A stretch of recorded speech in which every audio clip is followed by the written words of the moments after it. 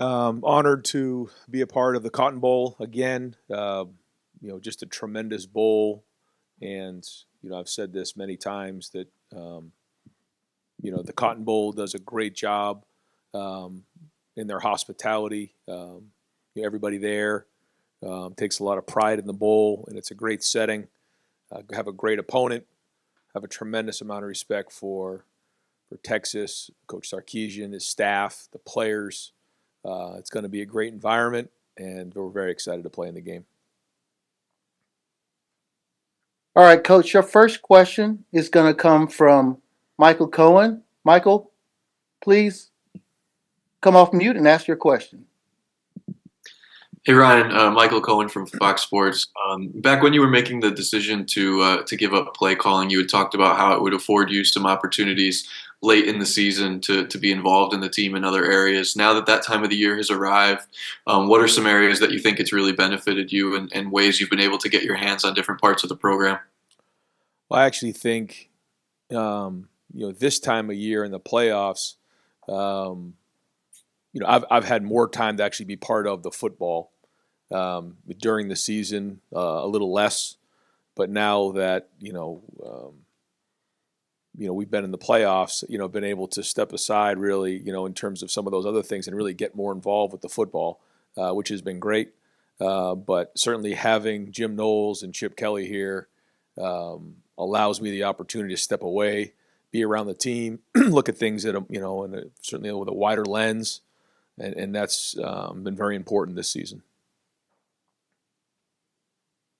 Coach, your next question is going to come from Kurt Bowles. Kurt, come off mute and ask your question. Good morning, Ryan. Texas has struggled in the run game against Georgia twice and obviously Arizona State in the Peach Bowl. And y'all have obviously played great run defense all year.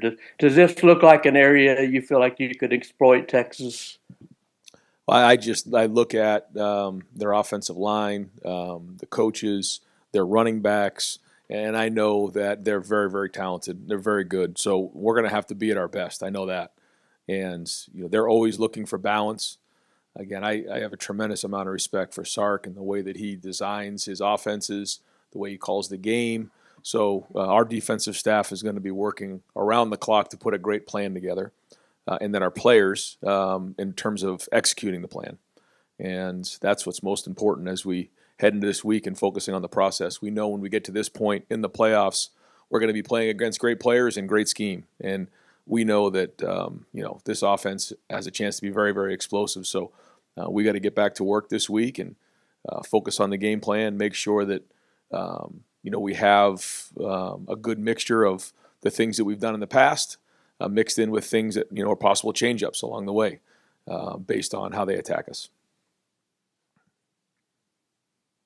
Coach, your next question is going to come from Dan Hope. Dan, come off mute and ask your question.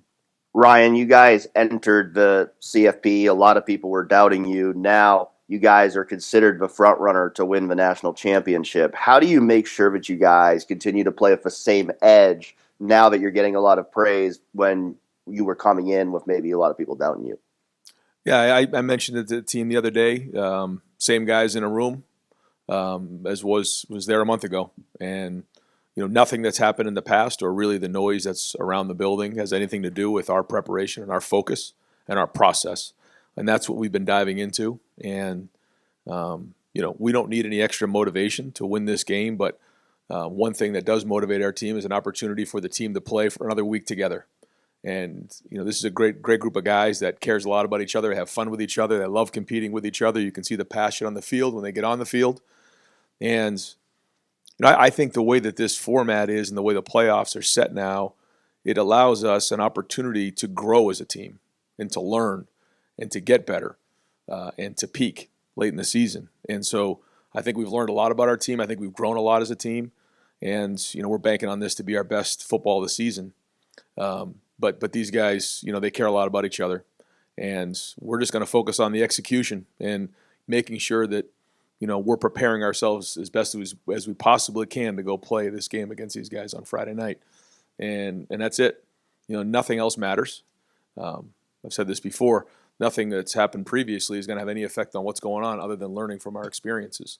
So we got to do a good job of starting from scratch again. And I think that's one of the things that our guys need to understand is that when you're playing in playoffs, it's almost like, seasons within themselves during that week. And that, you almost start from scratch, and you can go through and you say, okay, here's your opponent, here's your process, here are the walkthroughs, here are the meetings, here are the practices, here are all the things that come with preparing for a game like this to be at competitive excellence. And so we got to do a great job this late in the season of being disciplined to do a better job than Texas. Coach, your next question is going to come from Tim May. Tim? Can you hear me? I can. Yes. Oh, sorry, man. The mute button was a weird place. Ryan, what is the biggest advancement that you've seen Will take from that new guy that walked in a year ago, basically, to being a leader? Like Justin Fry talked about how he stepped up as a leader when you've had those offensive line problems, et cetera, and just kind of, took him by the horns and said, this is not going to stop us and stuff. What just stands out most about him at this moment? Well, I think even for somebody who's, experienced like he is and with his age, you still, you're at a different school, you're in a different program, you're in a different offense. And playing within the offense and being here now for the number of games that he's played, he's learned a lot about himself, but he's also learned a lot of the offense. He's grown into the offense. And I think he understands that his job is to be the number one leader on the team and on the field, and that the team is going to take on his personality. But in terms of the football on the field, I think he's done a great job off the field of grasping the concepts. He's put a lot of work in with Chip and with Billy. When the first couple words come out of a play, he can finish it for you. And that's when he knows exactly what's going on. He makes sure everybody's on the same page. When you're in the huddle, you can communicate a lot of information, situation, down, distance, score, all those things that come into play. And so I think that's been important. I also think his footwork has improved. And I think when his footwork is on time and he's able to time some things up in terms of his play actions and drop back passes, you're seeing him play really good football, making good decisions and throwing the ball accurately. Coach, your next question is going to come from Bill Rabinowitz. Bill, go ahead. Hi, Ryan. Slow starts were kind of a problem for you during the regular season. Obviously not a problem in the playoff. You guys have gotten off to great starts both games. Has there been any extra point of emphasis on that? Is there anything you can point to explain why you guys have gotten off to the starts that you have, and how important has that been, obviously? We've always wanted to have fast starts. I mean, we all know that. But I do think that, we've talked about, early in games, you want to set the tone for the game, as an individual, but also as a team, as a unit. Both games we've started off with the ball, and we've gone right down and scored. And so execution fuels emotion, and that certainly has a big part of it. They go together. And we've executed well on those first couple drives. And that's had a big part of it. Defense have got some 3-and-outs early in the game, and we've been able to jump on the last two opponents. But we also know that when we get into halftime, we got to go play in the second half. And we didn't do a great job of handling the middle eight in this past game, and so we got to get that fixed. The issues are always there. You come out of a game like this, it's easy to say, well, everything was great. It wasn't great. There was a lot of things that we got to get better at if we're going to beat Texas. And so we got to make those adjustments coming out of the game. We got back here yesterday, got back on the film. It was a quick turnaround, but guys did a great job getting in here, getting on the film. We kept our routine. And so, that's going to be the focus. But, we always want to get fast starts, but we know it's going to be 4 quarters. And, we got to come out of halftime. And I think that's the thing that, we talk about all the time. When you come into halftime, it's going to be one of 3 things. You're leading, it's tied, or you're losing. And then how do you, figure out how you're going to go adapt in the second half to go win the game. Thank you. Coach, your next question is going to come from Kenneth Berry. Kenneth, go ahead. Good morning, Coach. Just in regards to, obviously, a lot's changed in a year. Obviously, Cotton Bowl appearance last year against Mizzou. Circumstances were much different. So just how have the young guys on this team, obviously Jeremiah Smith is pretty special, but how have the other young guys on this team followed the message of the seniors? And kind of locked in terms of knowing like they're one game away from a national title, playing back in the Cotton Bowl? Yeah, well, we're 2 games away from a national title, and the only way that we're going to get to that final game is to win this game, and that's it. And I think yesterday we were able to talk a little bit about that, but once that's done, the Oregon game is over, and you got to move on from that, just like we've had to move on from other games in the past. And the only thing that matters is this game right here, playing against Texas. And again, our motivation right now is keeping this team together one more week. And then we'll go from there and figure out what's next after that. But everything else right now is a distraction. And like you said, the leaders are the ones that have to set the pace on this. And when you're a young 18, 19, 20-year-old person, it isn't always easy to stay locked in for this long of a time. And I think the team that can be disciplined enough to do that and continually prepare at a high level and not cut corners, not fray, not get distracted, not try to take shortcuts this time of year is going to give themselves the best chance to win. And so we've got to do the best job we possibly can at preparing for this game, and that's our focus and that's our process right now that we're going to continue to dive into. Coach, your next question is going to come from Stephen Hawkins. Go ahead. Ryan, obviously talking about AT&T Stadium, how much does the familiarity with the place help? And I know there's a special place. It's a special place for Ohio State coming 10 years ago after the championship, but also for Will Howard, won a championship there in the Big 12 just 2 years ago. Just talk about Will's kind of being able to go back there and you guys going back there. Yeah, and even for me with the TCU game, so there's a lot of history there, and I don't think that really has anything to do with anything, quite honestly. We got to go play on the field, but it's a great venue. We've had a lot of great games there, and I know we have great fans. In the Dallas area and throughout Texas. And so we know it's going to be a great atmosphere. Next question is going to come from Cedric Golden. Cedric, go ahead. Hey, Ryan, you guys knocked off the Big Ten champions after a nail-biter in October, and there are already calls for CFP reform, go figure. Was it an advantage for you guys to just keep playing and not have that long layoff? Or was this first round where the guys that had buys all lost, is that just a testament to how competitive college football's gotten? I know we're all looking to see how this all shakes out and then going to evaluate it and figure out what's the best moving forward. I don't really know the answer to your question other than the fact that I did feel like, we've talked here in this room about, going back and watching some of the old NFL teams and winning that first wild card game and then getting some momentum into the playoffs and continuing to play. There's been evidence of that throughout the NFL playoffs because there really has never been a college football playoffs like this before. So you go back on things that you can best compare to. And so I did feel like if we could get a good win in the first game, we could build momentum. Now it's our job to keep momentum. We have it right now, but that doesn't mean anything if we don't keep it. So we'll continue with our process. These games are coming fast. They're not bowl games. They're just like game weeks. And it'll be the same thing there. We get in on Wednesday night, and then we play the game on Friday. So it'll be a quick turnaround, and we'll, again, focus on our process.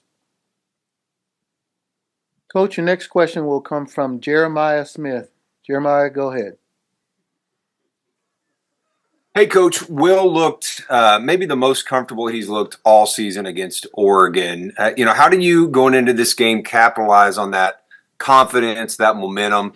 How do you really make that count for you? We just keep it throwing it to you. I know. It's great. I've reminded my family many times how amazing the game is week in and week out. Well, I think, again, for Will, the more he plays at Ohio State in this offense with his teammates, he's getting more and more comfortable with everything. And you can say, well, he's played a lot of college football before, and he has. And you're seeing some of those things show up on the field. But just like anything else, you see guys who move from NFL team to NFL team. And sometimes it takes a while to get into the offense and understand it. It's like a language. And when you can understand it, like second nature, that's when you can play your best football. So, again, what does that mean moving forward? Nothing. He's got to go do it from the first snap all the way to the end. And, if you start, thinking back on good games, bad games, and start to think that that's going to affect this next one, you're dead wrong. So he's got to be the best leader on the field, but he also has some confidence right now going into this game, which, again, he's got to continue to build on. Coach, we have time for a couple more questions. One is from Hank South. Hank, go ahead. Hey, Ryan, apologize if this was already asked, but obviously you have history with Quinn Ewers. You guys recruited him out of the high school ranks. What drew you to him then, and what impresses you about his game now? Well, he was one of the first 8th graders that I ever offered. He was in our camp here in the Woody, and I saw a young, he was a boy at the time, really, who just had a tremendous release. And I remember grabbing him and grabbing his dad and said, man, you got a bright future ahead of you. I don't know if this is good or bad, but we're going to offer you a scholarship to Ohio State even in 8th grade. And again, I don't know if that's legal or not, but we did. And then we went through the process, and boy, it was strange how it all shook out. He decided to come really in the middle of preseason camp for us. And so it was a little bit strange, but again, with college football, you look to adapt the best you can. And then CJ really had a great season that season, and he decided he really wanted to play. And boy, it was disappointing for us, but we certainly understood. And from afar, I've watched him, and he's got a lot of talent. He's a really good player. He comes from a great family, and he's had a great career at Texas. And a lot of people here still have good relationships with him and think the world of him. Coach, your final question is going to come from Tim May. Go ahead, Tim. In there. Double dip. I like it. Ryan, there was one play in particular. It was a second Jeremiah Smith touchdown, but Donovan Jackson got into just one of the battle royale with Jordan Burch.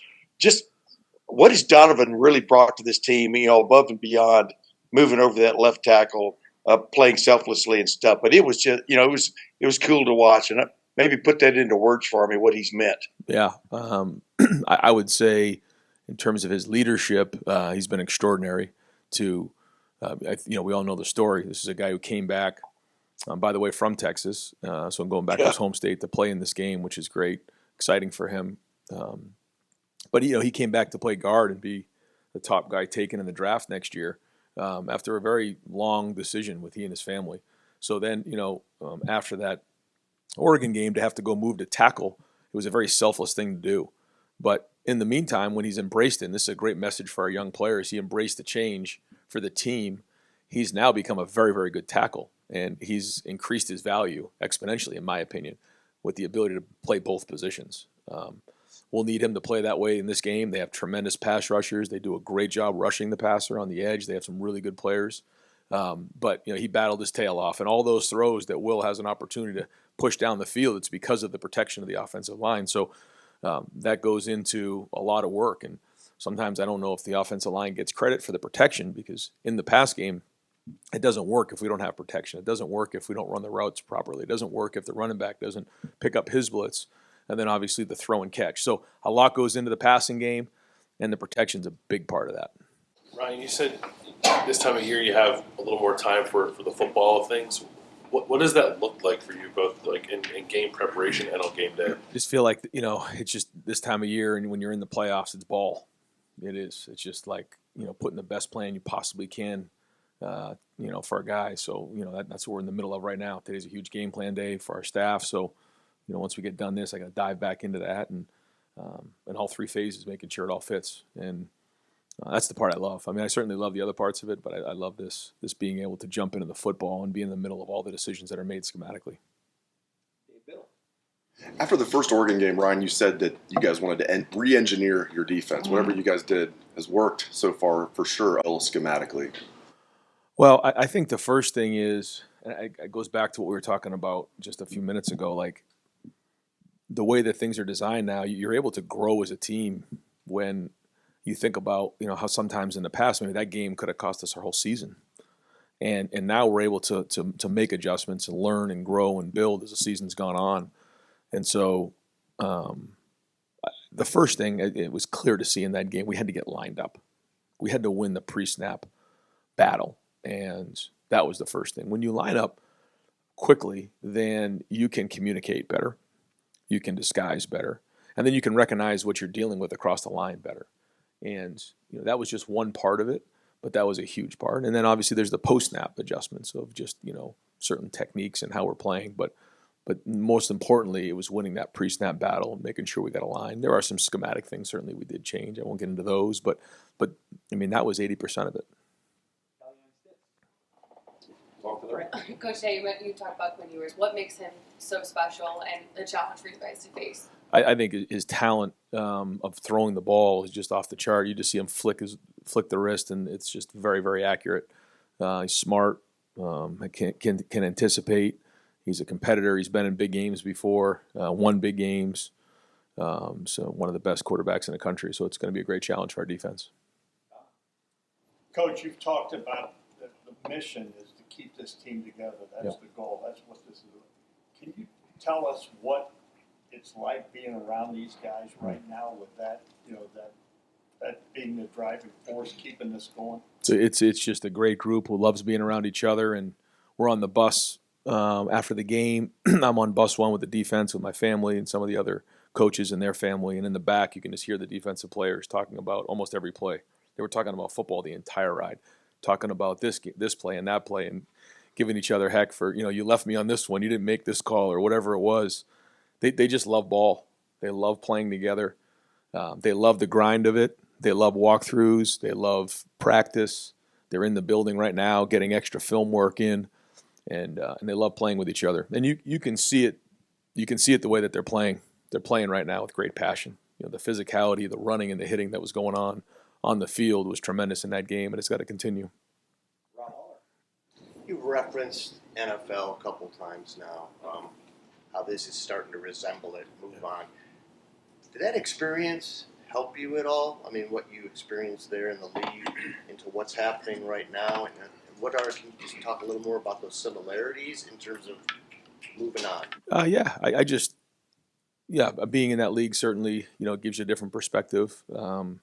Growing up in New England and watching the Patriots and, all those runs that they made, just being around that, obviously being a college coach, you're in the middle of college, but just always watching it and seeing it and watching how those teams developed as the season went on and growing from that. And, knowing that, some of those teams over the years, like I think about the Giants that one year, I think it was 08 or something, it was 08. Yeah. I mean, they were struggling late in the season, and Coughlin was in a bad way, and but they found a way to continue to win, and then they got the first round, they got some momentum, and then it just, and so you use those as examples because there isn't a history of playoffs in college, so you try to give the guys some different reference points on what it could look like or what needs to happen late in the season, because that's what it comes down to. It doesn't come down to one game; it comes down to a series of games where you got to be playing your best football.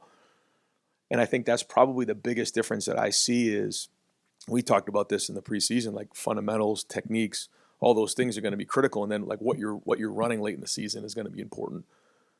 Because in the past, it was usually a game or two where you had a month to prepare and you could kind of just like put together one real good game plan and one game together and boom, you threw it on the field and it could work. This doesn't work that way. It has to be a series of games that come real fast. And so I think that's different in how we have to approach it.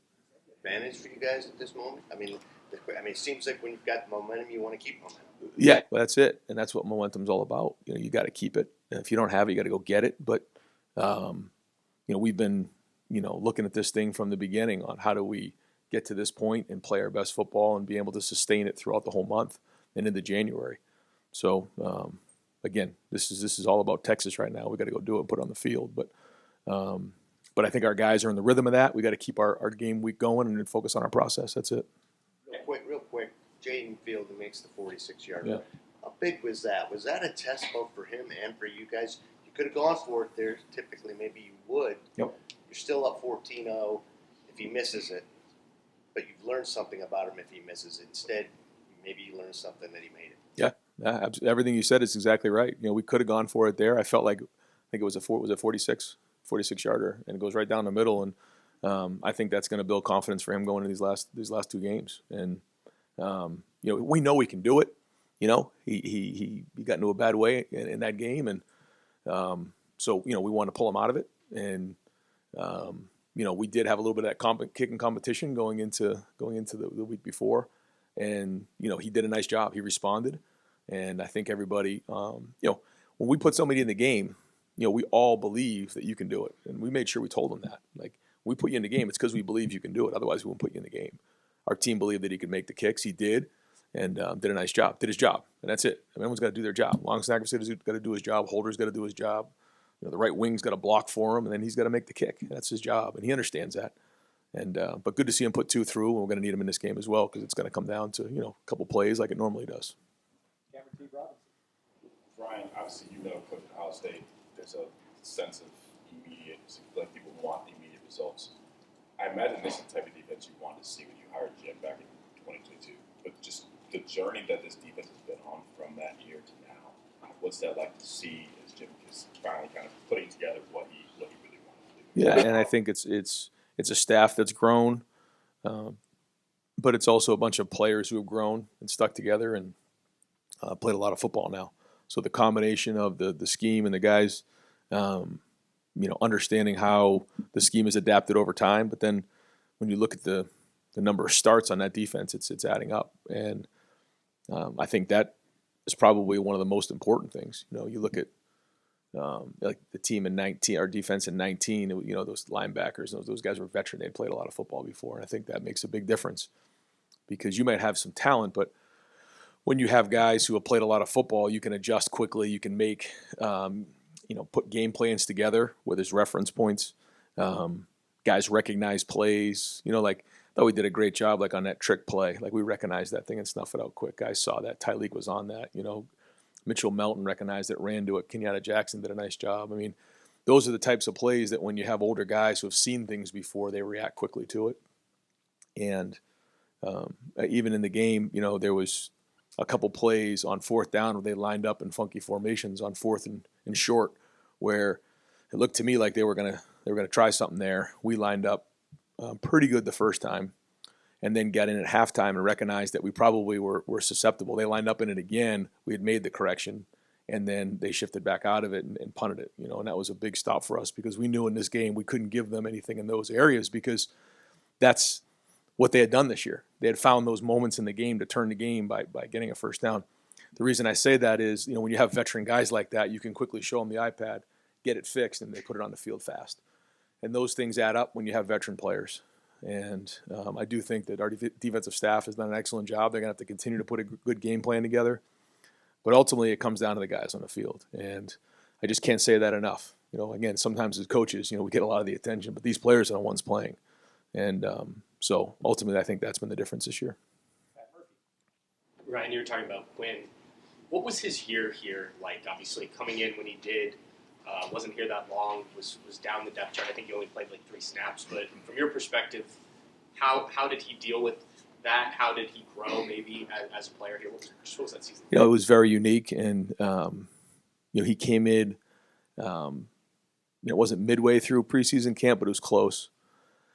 So he didn't have the normal experience of adjusting and getting orientated with the team and his class and those types of things. So that was a challenge, but the guys embraced him, and they give a lot of credit to our guys, put their arm around them.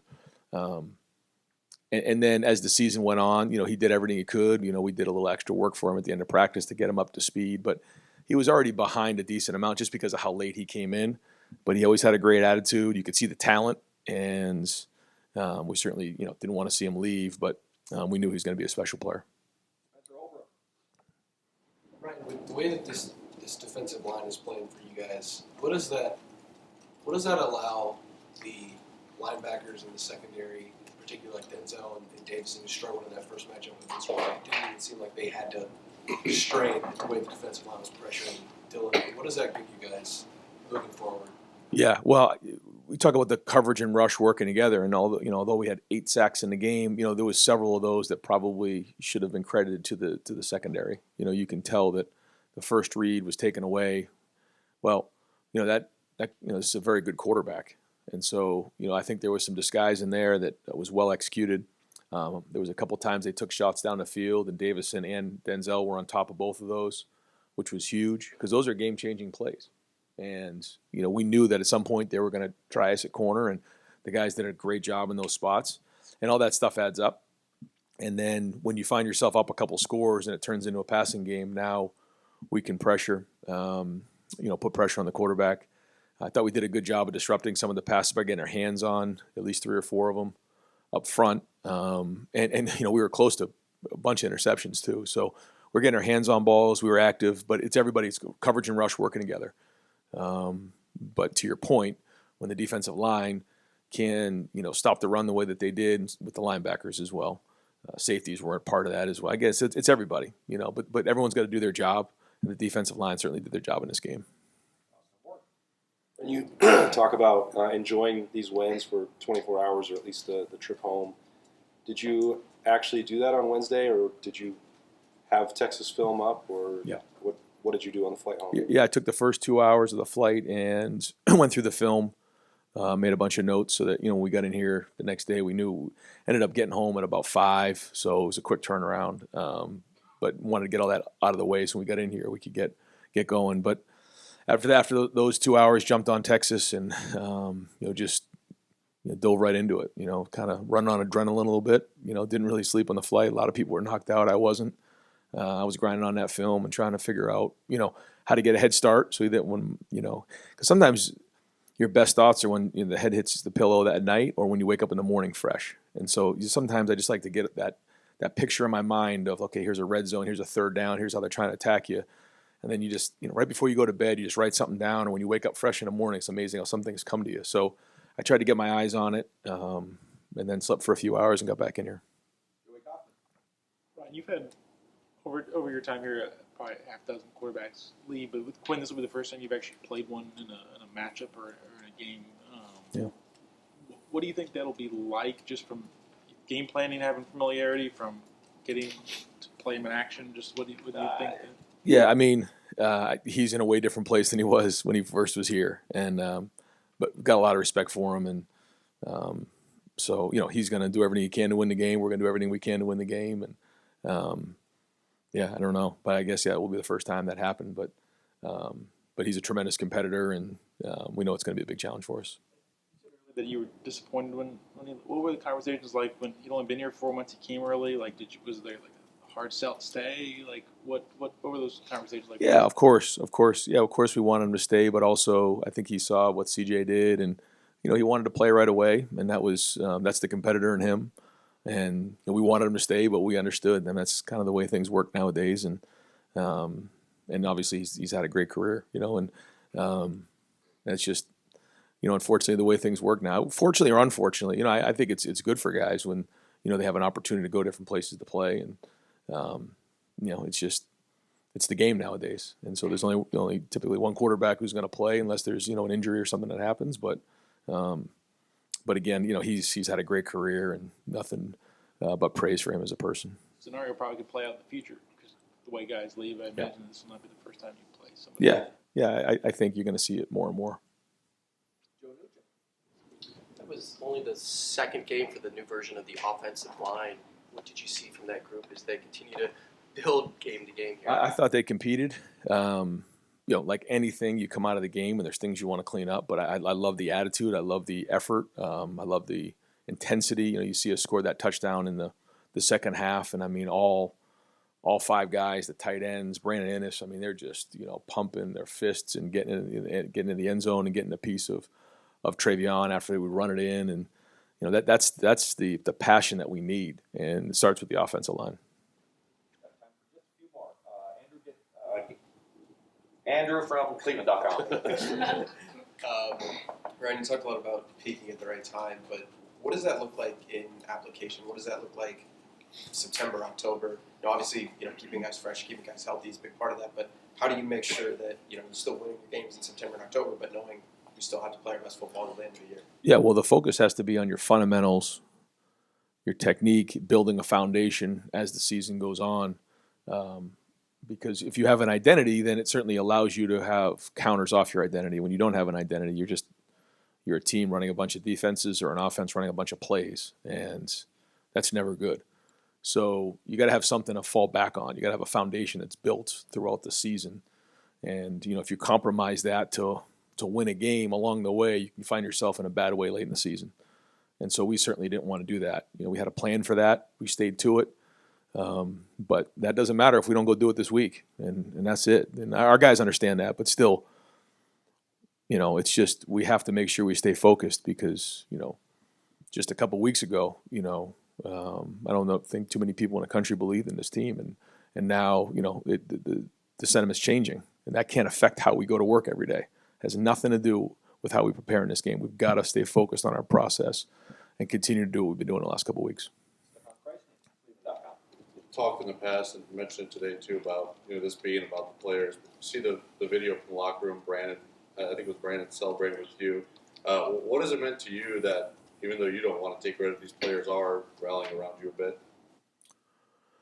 Well, I just think, in moments like that, I just believe, it's you spread the praise around. It's about the coaches, it's about our staff, it's about the players, and that's it. And I take responsibility for when we come up short, but we win games. It's about the team. We're all in this thing together, and it's about the players. And I think we have learned a lot. I don't like to go back, but you learn a lot about yourself when you go through tough times. And that was a message to our players that, in life, things aren't always going to go the way you want them to. And sometimes they come at you when you least expect it, but it's about how you respond that you're ultimately defined. And so whether it's in life as a dad, as a husband, in business or whatever it is in the game of football, it's about how you respond. And I think, our guys have recognized how we've responded as a team and individually. And I think they're rallying around that. But again, what does that mean for this game? Nothing. But to answer your question, I think that, we're all rallying around each other and how we've responded. Ryan, you're returning to the scene of your biggest interim head coaching victory there at AT&T. It's a bit of a full circle thing. What did you think back then, and how do you just, process where you are now and how crazy this whole journey's been since that moment, which at the time probably felt very big to you? Well, I know, I didn't really think of it all that much, and I know a couple of you guys asked about the Rose Bowl and how it kind of started there. And while I was in the locker room, I actually, when I grabbed my hat and I grabbed the whistle, I kind of thought about the same thing, like, how things have kind of come full circle. And then to go back into to this stadium, I think about that, that lateral that went across the field that they threw a flag on. Like, if that didn't happen, would I be standing right here? I have no idea. But that's the game of football. And it's still a game. And that's what you have to remember. Like, these are 18, 19, 20 some odd, year old players playing the game of football. And that's it. And, sometimes the margin of error can be tiny. That's what it is. And, we have that quote in here, the man in the arena. That's part of how it works. And so, yeah, it'll be a great environment. And, as time goes on, you have more experiences in these different arenas. And it has nothing to do at all with what goes on in the game. We took a tough loss there last year. So, there's good and there's bad. And again, that's just a reminder that, this is about this team, this is about this week, and this is about this game and nothing else. Coach, thank you very much. Thanks, guys. Yep.